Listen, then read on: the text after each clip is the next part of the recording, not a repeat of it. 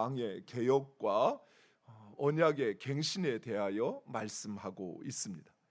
구스와의 전쟁에서 승리하고 돌아오는 아사 왕과 그 군사들을 아사랴 선지자가 맞이합니다. 그러면서 하나님의 말씀을 전하는데 우상을 제거하고 하나님을 의지하라라고 권면합니다.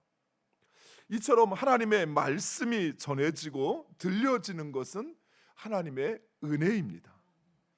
말씀을 듣지 못하고 또 깨닫지 못하여 행하는 사람들이 태반인데, 그런데 하나님의 말씀이 전해지고 그것이 깨달아지는 것, 그것은 하나님께서 우리에게 베푸시는 긍휼의 은혜라는 사실입니다.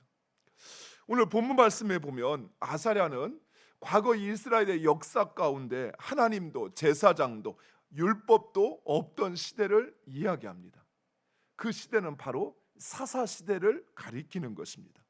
사사시대 모든 민족이 싸우고 서로 상하게 하며 자비가 없던 시대였습니다. 이처럼 끔찍한 시대가 되었던 것은 바로 그들이 하나님을 버렸기에 하나님도 그들을 버려둠에 내버려 두셨던 것입니다. 하나님께서 버려두자 그들은 인간의 본성, 인간의 그 죄된 본성을 따라 살게 되었고, 인간 사회는 혼란과 고난의 상황이 초래된 것입니다. 사랑하는 성도 여러분, 이처럼 하나님 없는 삶, 하나님의 말씀이 없는 삶은 비참함 그 자체입니다. 하나님 없이 우리는 그 어떤 행복도, 하나님의 말씀 없이 그 어떤 평안도 누릴 수 없다는 사실이에요. 우리의 삶의 이유가 또는 우리의 삶의 모든 일이 이루어지는 그 주체가 하나님 없이 되어진다면 과연 우리에게 소망이 있을까요?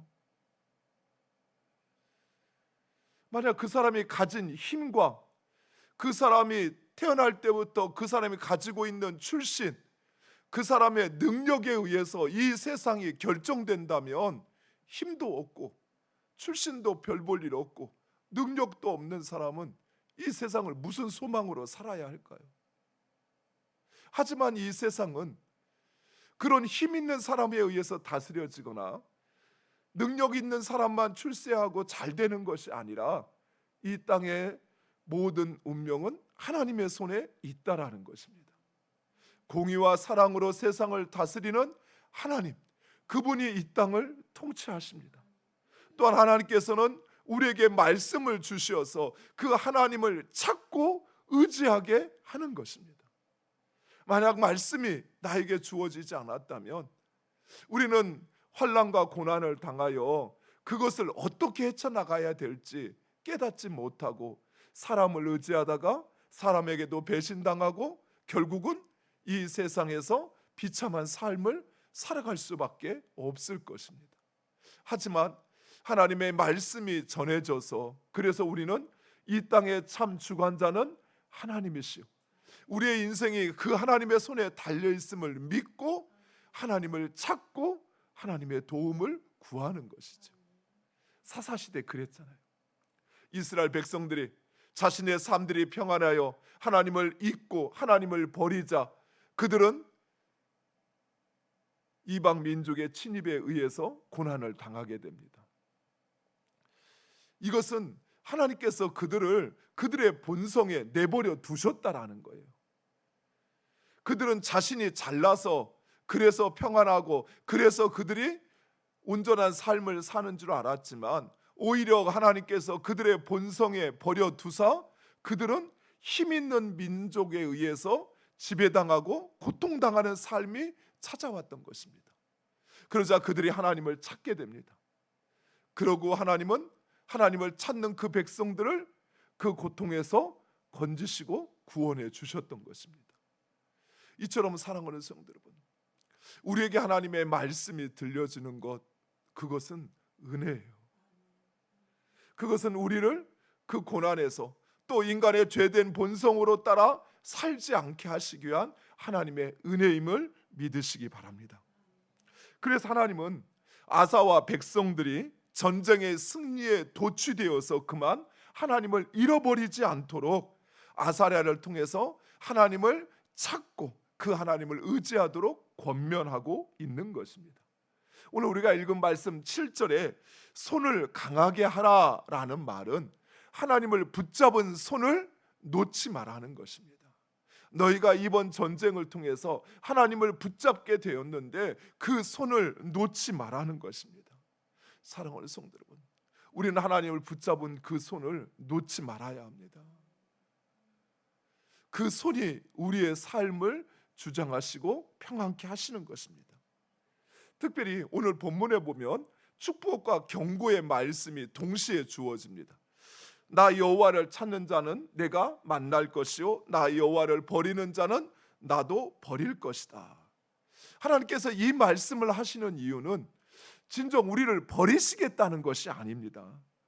오히려 하나님은 우리와 더 깊은 관계, 온전한 관계를 맺고 싶어 하시는 하나님의 의도를 드러낸 것입니다. 사랑하는 성도 여러분, 하나님은 우리와 더 깊은 관계를 맺고 싶어 합니다. 그런데 우리는 이만하면 됐어, 이 정도면 괜찮지 라고 생각합니다. 그러나 하나님은 우리와 더 가까워지고 더 친밀해지기를 원하신다는 사실이에요.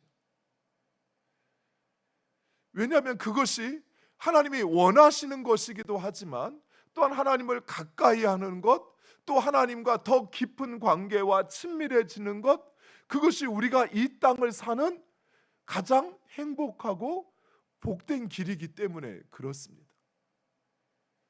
물론 지금도 어려움이 찾아오면 하나님을 찾고 기도하고 또 말씀대로 그래도 나름 살려고 노력하고 이렇게 살아도 괜찮은 것 같아 생각하지만, 그러나 하나님과의 관계가 더 깊어지면 깊어질수록 우리는 그 하나님의 마음을 알 뿐만 아니라 하나님의 능력을 우리의 것으로 사용하게 된다는 사실이에요. 우리가 하나님을 알면 알수록 우리는 오히려 하나님께서 우리에게 베푸신 그 능력이 어떠한지, 또 우리로 행하게 하시는 그 기업의 영광의 풍성함이 어떠한지 하나님은 우리가 알기를 원하신다는 거예요. 사랑하는 성도 여러분, 우리의 삶에 우리는 깨닫지 못하지만 하나님의 사랑과 은혜가 이미 우리에게 주어져 있어요. 근데 우리는 계속 다른 걸 봐요. 주어진 은혜와 사랑을 깨닫지 못하고 더 많은 것을 가져야 하고 더 많은 것을 내가 소유해야 하고 내가 움켜줘야만, 그래야만 만족할 수 있다는 생각을 해요. 그리고 내게 주어진 것 가지고는 나는 아무것도 할 수 없다고 생각해요. 제자들이 그랬죠. 오병이어를 가지고 오니까 이것 가지고 누굴 먹입니까? 이것 가지고 누구 입에 풀칠이나 하겠어요? 어린아이가 도시락으로 싸운 건데 라고 이야기하면서 하찮게 여겨요. 이처럼 우리는 우리에게 삶에 주어지는 하나님의 그 부르심의 소망이, 하나님께서 나에게 맡겨주시고 행하게 하시는 그 기업의 영광의 풍성함이 어떠한지 몰라요. 그러니까 이것 갖고 뭘 한다고 아예 포기해버리는 거죠. 우리 자신한테도 그러잖아요. 이제 나이 먹어서 그냥 주님 가시는 날까지 평안히 살면 됐지, 내가 뭘 새롭게 뭘 한다고. 저희 수요일날 사역자반을 하는데 저희 교회 등록한 지 한 1년 정도 되신 우리 권사님 한 분이 연세가 많으셔요. 근데 그분이 그 수요 그 사역자반에 참석을 하셔요. 처음 날 오셔가지고는 목사님 나는 들리지도 않고 보이지도 않아. 목사님 말씀 받아 쓰는 것도 난 못해요. 난 아무래도 잘못 생각했나 봐요. 내가 있을 자리가 아닌 것 같아요. 그러셔요. 아니라고. 권사님 오셔서 듣기만 하고 들리는 것만 받아들이시고 이해하시면 된다고. 권사님 설득도 하고 또 이렇게 권사님도 마음 가운데 그럼 해볼까 하면서 이제 첫 시간을 참여를 했는데 마음에 좀 도전이 됐던 것 같아요. 근데 그분이 벌써 이제 4번째 시간을 하고 했는데 지난 어제. 근데 그 4번째 시간까지도 계속 참석하셔요. 물론 여전히 잘 들리지 않으신다고 그래요. 여전히 받아 쓰는 것도 익숙하지 않아서 다른 사람 도움을 받아도 다 쓰지를 못해요. 그래서 녹음된 거 다시 들으시라고. 그런데 그래도 빠지지 않고 그 시간을 참여하고 있는 그 마음을 보면 기대가 돼요. 하나님께서 저 권사님에게 어떤 것을 주시고 또 저 권사님을 통해서 하나님께서 어떤 일을 하시기 위해서 이 자리에 오게 하시고 그 마음에 참여하고 함께하고자 하는 소망을 주셨을까? 이처럼 하나님께서 우리의 삶에 주신 그 소망, 나를 부르셔서 나를 통해서 일하시기를 원하시는 그 하나님의 소망, 그 소망은 우리가 얼마 많이 가졌느냐, 얼마나 많은 힘이 있고 능력이 있느냐, 얼마나 많이 젊으냐라고 하는 것은 전혀 상관이 없습니다. 우리가 성경에서 보잖아요. 모세는 80세에 부름받아서 이스라엘 백성들을 이끌었습니다. 한두 명 데리고 움직인 게 아니에요. 200만이 넘는 이스라엘 민족의 지도자로 그것도 강제국인 예굽의 손에서 건져내어 가나안 땅으로 인도하는 일을 하게 하셨어요. 노아 할아버지는 100세에 대해서 그 인류를 구원하는 방주를 만들었고요. 사랑하는 성도 여러분, 우리 하나님에게 나이는 정말 숫자에 불과합니다. 하나님에게 우리에게 있는 물질, 소유, 우리 하나님은 그것과 비교할 수 없는, 우리가 평생 세어도 셀 수 없는 거 가지고 계셔요. 다만 우리에게 그 오병이어를 요구하시는 이유가 무엇일까요? 우리를 통해서 일하실 하나님을 기대하라는 것입니다. 그 약한 것, 나의 약하고 나의 가난한 것을 통해서 일하실 하나님을 한 번이라도 기대해보고 순종해 보라는 거예요. 그러면 하나님께서 하시겠다는 것입니다. 근데 우리는 하나님과 더 깊어질 마음이 별로 없어요. 그냥 이 정도, 이만큼 했으면 그래도 다른 사람보다는 많이 하는데 이 정도 했으면 됐지라고 생각하셔요. 그건 우리 생각일 뿐이에요. 하나님은 오히려 우리의 힘 없고 우리의 연약하고 우리의 부족한 것, 내가 뭐에 쓸 수 있겠습니까? 생각하지만 그런 우리를 통해서 하나님은 일하시고 역사하시기를 원하시는 줄 믿으시기 바랍니다. 무엇보다도 하나님께서 우리에게 원하시는 것 한 가지가 있어요. 그것은 바로 우리 전부예요.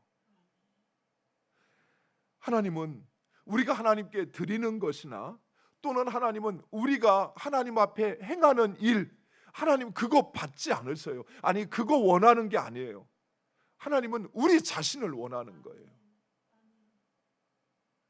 우리가 드리는 헌금이, 우리가 드리는 헌신이, 우리가 드리는 하나님 앞에 행하는 그 희생이 하나님을 기쁘시게 하는 것이 아니라 하나님은 우리 자신을 원하는 거예요. 근데 나는 우리 자신이 아니라 내가 하나님 앞에 드리는, 내가 하는 어떤 행위를 하나님을 영화롭게 한다고 생각을 해요. 하나님께서 아브라함에게 이삭을 제물로 바치라는 것은 이삭을 원해서가 아니에요. 하나님은 아브라함 그 자신을 원했던 거예요. 그가 진정 하나님을 얼마나 사랑하는지, 자신의 전부를 드릴 만큼 하나님을 믿고 있는지, 하나님 그거 보고 싶었던 거예요.